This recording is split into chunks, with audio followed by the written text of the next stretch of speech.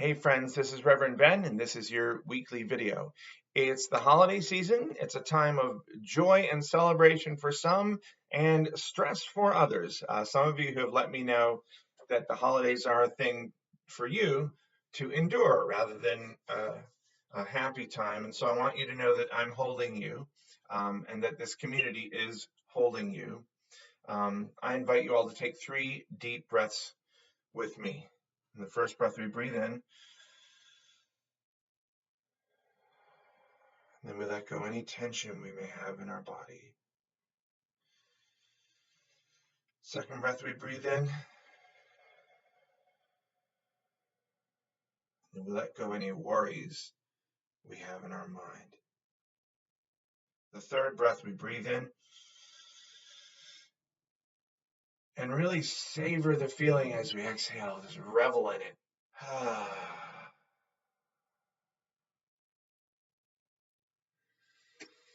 Our chalice lighting is from my colleague, the UU Reverend Lisa Garcia Sampson, who says, as we light this chalice, we kindle the spirit of the great turning, the movement for justice alive in this nation today.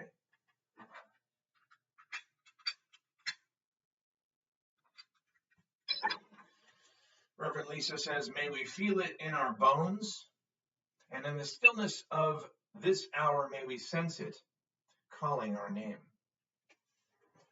Now, if you can hear me clearly, thank Cheyenne, because she got this wonderful new laptop with, among other things, a better microphone. Speaking of appreciations, every week we appreciate an individual or a team, and this week we want to appreciate Ann and Fred Seidel. As you know, they are moving up north to Boston to be with their daughter Barbara, but Fred, Ann, we will miss you, and we thank you for everything you have brought to this congregation and this community.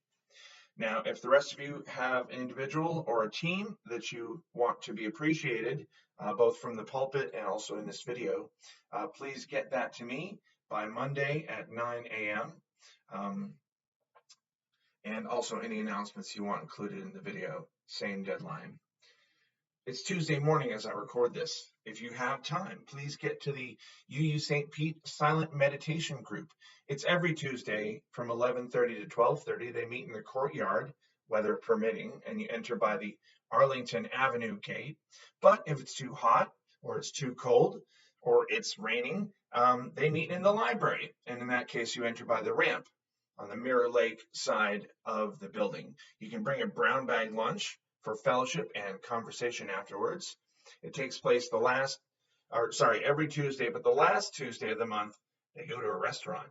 So if you have any questions, you can email Chris McDonald, BridgetOya@yahoo.com.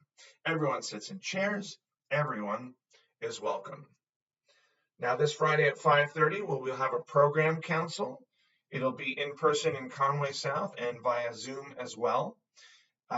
Each team or committee is requested to send a representative, either the leader of that team or committee or somebody who is designated, and talk to Sandy Weeks about that. And then at 7 p.m. on Friday, it is our first UU Animal Ministry Pet Loss Support Group. That'll take place on Zoom. Contact Kelly Patton or me for details.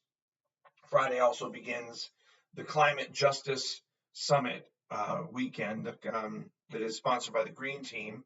It starts with a workshop on Saturday from 10 to 1, and lunch is included for this workshop. So come on down.